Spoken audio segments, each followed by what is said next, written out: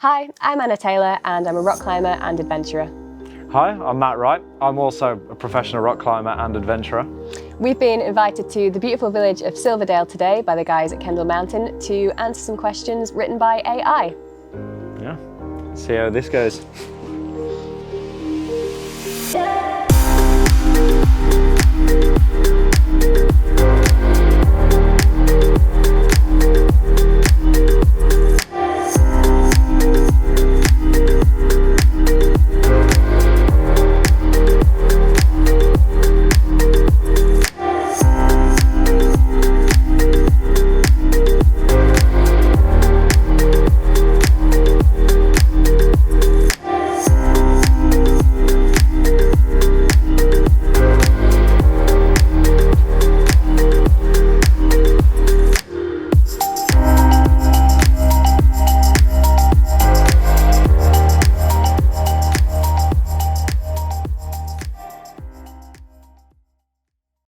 AI questions, here we go. Whoa, okay. Questions for Anna. What inspired you to start climbing at the age of 10 and how did you develop your skills and passion for the sport? Deep. I think what inspired me was that I was utterly terrible at team sports at school, things like football and all those kind of things, because I don't like relying on other people. You know that. And climbing was something that I could sort of be in control of. And I liked that every single route was a different challenge. I still like that to this day. And I suppose how I developed my skills, I didn't really have a lot of coaching as a kid. I just used to go climbing a lot and improved very gradually over time, climbed with people that were a lot better than me and tried to learn off them. Pretty much what I still do to this day, really. Yeah. Okay, question from Matt. What inspired you to start climbing and how did you develop your skills and strength? Good question. Skills and strength. Have you got any? Lacking. No. What inspired me to start climbing? I always knew I was going to be a climber. I kind of always had it there. I just had to kind of start climbing really. And that was only because I moved to South Wales and had some crappy little quarries on my doorstep. And yeah, I just loved it from the get-go and naturally was quite good at it and it all went from there really. My question.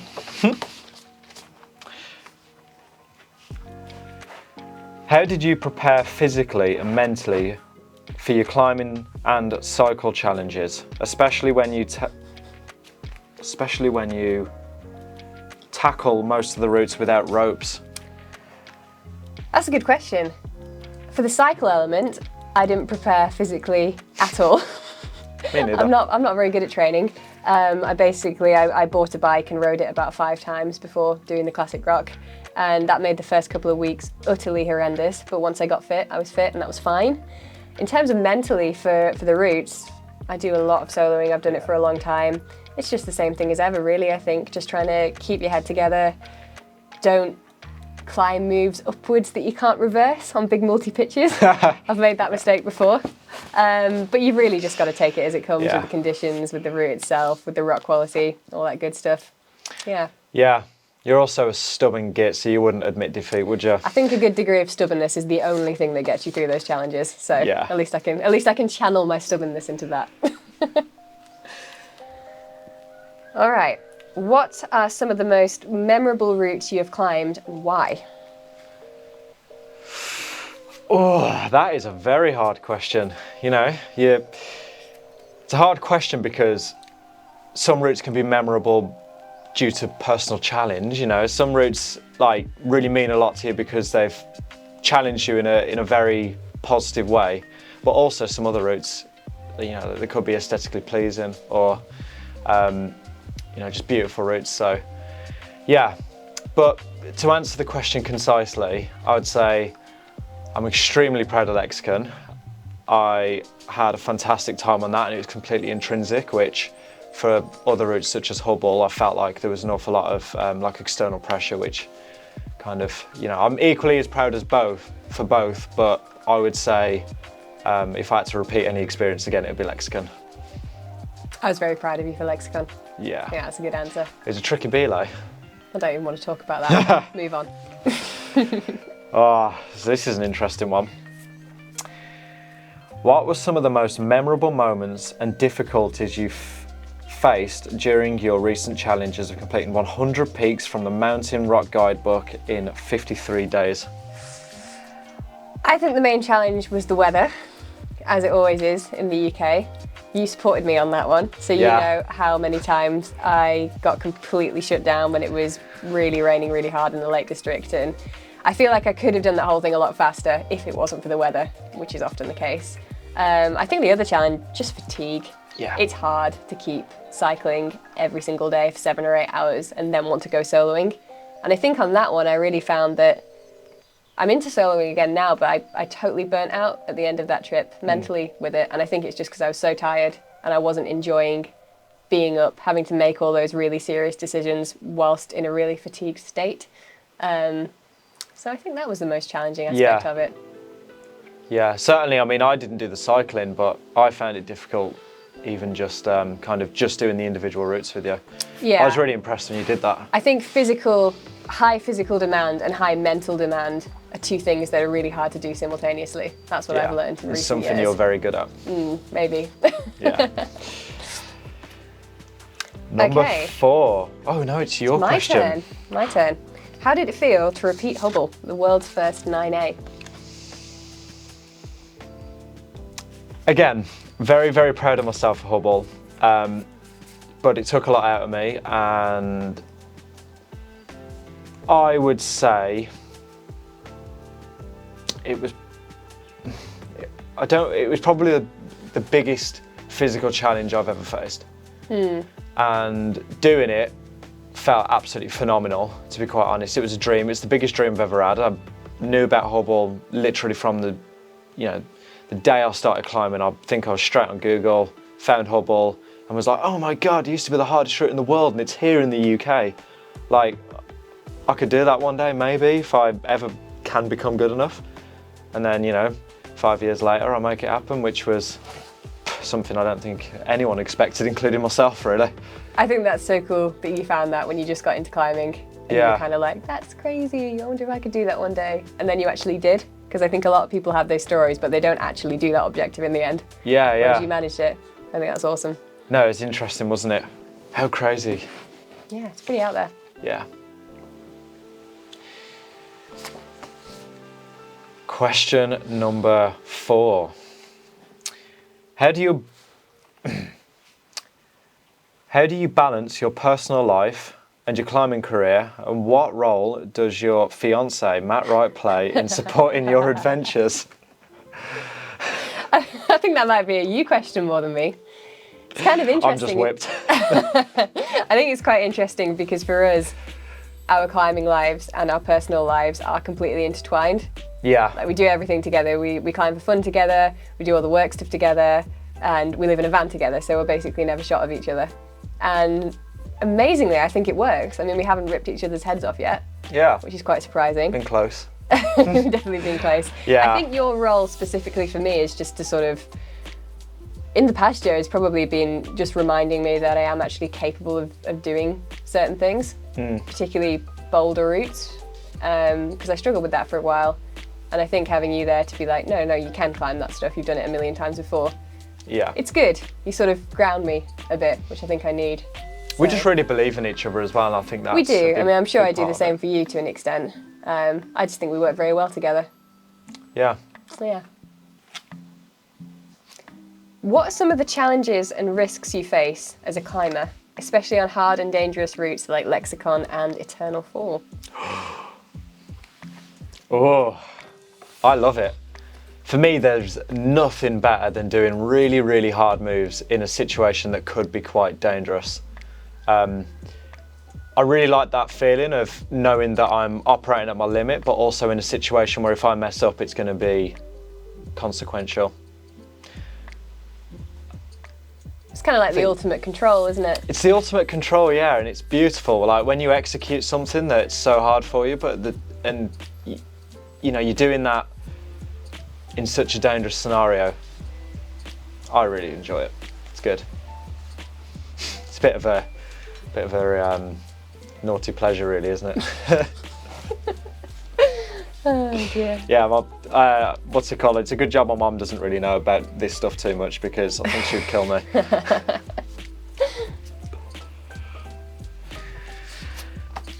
Question number 5. Anna Taylor, free soloist, rock climber, adventurer. What are some of the benefits and challenges of being a female climber in a male-dominated field, and what advice would you give to other aspiring female climbers? That's an interesting question. It's funny for me because throughout the years, all of my climbing partners have been male. So whilst there definitely are some guys out there that like to say that routes that you've done aren't the grade they are because you've done them and you happen to be female, I would say that the majority of male climbers are actually pretty awesome. Like, I've climbed a lot with guys, I've been on expeditions with guys, it's never been a problem. I think the advice I would give to female climbers getting started is just honestly if you want to do something, just go and do it. I think a lot of women have asked me in the past in regards to trad climbing, soloing and going out on my own, setting up anchors, that kind of thing. How do you feel comfortable doing that? Well, because I got the gear and I learned to do it, and I just did it. I don't think there's anything holding you back really now as a woman. I think you've just got to be willing to try. Yeah. And keep an open mind and not sort of, I think some people almost convince themselves that they can't do things because they're a certain gender, and I think that's utterly ridiculous. So, yeah. Yeah. I mean, women are better at climbing than men anyway, so I think we've established that. Yeah. Yeah. Men have got the guns. Yeah. All right. You have climbed a boulder of the grade V15 after only 5 years. Why did you think you were able to achieve this so quickly? Honestly, me climbing HC Boulder or V15 is an absolute insane thing for me to comprehend, because I am not super strong. I don't train like Aidan Roberts or Will Bosey, and you haven't got very good footwork either. I have on steep stuff. No, the only reason that I was able to do that is because I just wanted it really bad, and I put every single ounce of my energy into it. And to be quite honest, I don't think you've got to be as strong as what people think to be able to climb these things. I think you've just got to really want it. And yeah, I really wanted that boulder. I fell in love with it, and I had an absolute pleasure spending 3 years of my life trying it. How do you choose your climbing destinations and routes, and what are some of the places or climbs that are on your bucket list? I think in terms of choosing climbs, I quite like a good line. Arêtes, really blank walls, just cool little features, that kind of thing. It's got to look quite aesthetically pleasing to me. Climbing places, definitely Scotland. Anywhere in Scotland, I'd be happy with that. And bucket list destinations, I'm not sure. I think we've got so many. It's quite hard to answer that one. I'm really quite looking forward to going bouldering to France, maybe spending some time in Font and Targasson at the end of the year, and just chilling out a bit and not doing such hard climbing. But I also really want to go to Rocklands, not just for the bouldering, but for the Hubble soloing type stuff, and maybe a bit of trad as well. So yes. I think they're the big ones on my climbing destination list at the moment. Oh, let's do it. Let's do it. All right, Matthew. How do you train and prepare for your projects and goals, both physically and mentally? I would say I put a lot of mental training into my climbing. I don't do a lot of physical training, not as much as I should, or I feel like I should. Me personally, I think people really they put too much emphasis on the physical side of climbing when it's not necessarily a physical sport. That's only a small part of it. So, I spend a lot of time kind of, visualizing routes, mentally preparing, doing I did 2 sessions of meditation over the last 2 days. I only started 2 days ago, but I think it could work. Yeah, and I just really like to dial in the nuances, which is, I guess, something that I quite enjoy doing as a climber. But in terms of physical training, I do a little bit of fingerboarding, stuff like that, keep in shape. Yeah, Yeah, and just an awful lot of climbing. That's, yeah, that's you've done about one fingerboard session in the last 6 months, I think. I think I've done one fingerboard session this year, actually. Hang on, what? Oh, we're halfway through the year and I've only done one fingerboard session. Ah, that's mad. Anyway, that's about fingerboards. How do you cope with the environmental impact of your travels and activities, and what are some of the ways you try to reduce your carbon footprint and promote sustainability? Well, in terms of travelling, we were out in Tasmania for 2.5 months at the start of this year, which does involve a lot of flying. However, that's the first long haul flight I've taken in a long time. We spend most of the time going around the UK in a van. It's a funny one. I know a lot of people that fly almost weekly for work, so I don't feel too bad about doing that. I think it's all moderation, isn't it, at the end of the day? It's hard. There's a lot of issues going on with the world at the moment. A lot of them are overpopulation, people travelling too much, and it's hard to know really what to do to have any sort of impact. Yeah, I'm not entirely sure. Moving on. It's an important question though. What are some of the benefits and joys of climbing for you personally and professionally? I just love climbing, to be quite honest. I love climbing, I love travel, I love variation, and yeah, climbing for me is quite an interesting thing. It's very much like, I'll describe it more of an art as opposed to a hobby or sport, you know. Quite often I am very interested in the nuances, like I've said previously, and that really for me is what climbing's all about. Was there any more to that question? I've kind of forgot. No. Cool. Oh yeah, I've already read that one. Question number 8. How do you document and share your experiences with others, and what are some of the tools or platforms that you use to commute your stories and messages? Communicate. That's an interesting question. Not commute. Instagram, that's the main one. I make you take photos of me when I'm soloing things. And then I write a caption about it. Yeah. Tough role as fiancé, aren't I? It's a hard life, isn't it? Yeah. Otherwise, we've been making a film over the past few weeks about our Tasmania expedition, which has been really cool because we were out there for such a long time, just us and a camera, filming everything, which was a totally new experience. And one that I wasn't entirely sure would actually end up in a decent film, but it has, which is cool. And I'm really looking forward to sharing that with the world and letting people into what goes on these crazy expeditions, because I think there is kind of a lot more to it probably than most people realise. Yeah, and a lot less showers. And a lot less showers. No showers, let's face it. We only had 3 showers in 2.5 months. I smelled fine, it was you that smelled. Leave me alone. All right. How do you cope with failure and frustration when you don't succeed on a route or a move? Wow, yeah. I take it really personally. You do? In like a... I think I'm a little bit... The way I describe it, I've got a little goblin inside of me, and it's a bit greedy, and it's got a bit of an ego, this goblin has. And it needs feeding, but if it's not being fed, I turn into a bit of an animal.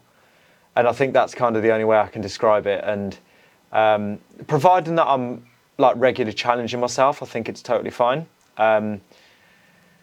But it's when the pressure starts to build, you know, when you're being filmed and when people are asking you questions all the time, and you know, it's a very personal experience, and it's very hard to be able to detach that personal side to the kind of professional side, and that for me is where I start to kind of eat myself up a little bit. Yeah. Question for Anna. How do you deal with the risks of solo adventure, and what safety measures do you put in place? Oh my God, that's a contradicting question, isn't it? The risks of solo adventure, there are a lot of them. I don't really put any safety measures in place. I think a lot of it's just common sense and being very in tune with the environment you're in and making decisions accordingly. I mean, every different place I've been to on a solo adventure or a solo climb, there's been a whole different set of dangers, and I think it's just adapting to that, which can be difficult, but I think it's part of the challenge, and it's very mentally stimulating, which is why I think I enjoy it. It's a big part of the whole experience, so yeah. Yeah. Part of adventure climbing is just being out of your comfort zone, isn't it? So, you know, it's part of them, you know, if you're going to challenge your comfort zone, you're going to face challenges that you don't necessarily expect sometimes. Definitely. And knowing how to kind of deal with those scenarios is what I think makes a good adventurer. Yeah, I would say so, definitely. I'm saying that like I've got loads of experience. I've done one adventure, really. Who are some of the climbers that inspire or influence your style and approach to climbing? That's a really good question. Me personally, I'm really inspired by Will Bosey at the moment. I find that he's really pushing the boat out. He's a very genuine person. I find him very relatable, and I would really like to kind of take his approach and his ethics towards bouldering and sport climbing, but transfer that to trad. So doing physically hard trad routes, which are potentially in a dangerous situation. Cool, good answer. Yeah. Final question, question number 10. What are some of the skills and lessons you have learned from climbing that have helped you in other aspects of your life? And what are some of the values and principles that guide your decisions? I think probably the most important thing I've learned from the types of climbing I do is how to cope in dangerous situations or high pressure situations, shall we say. And I think that that transfers over to doing expeditions and big adventure trips really well, because it's a similar thing, you know, you're physically and mentally you're kind of on the edge, but you've really got to keep it together, whether that's up on a cliff face or dealing with dangerous snakes in the middle of a jungle or anything really.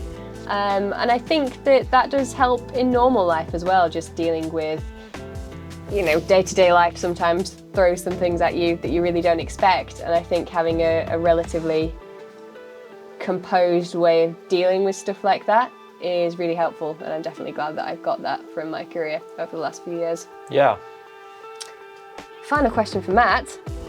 What are some of the routes or areas that you would like to climb in the future? I want to climb everywhere and everything. That's the issue. I'm really inspired by Scotland at the moment. I would really like to just do more new routes, discover some really cool places, and yeah, just climb on bits of rock that nobody else has been on before, really. Scotland's brilliant, isn't it? I think it's got everything that you could possibly want in one country. It really has. In terms of climbing. Yeah, Scotland's amazing.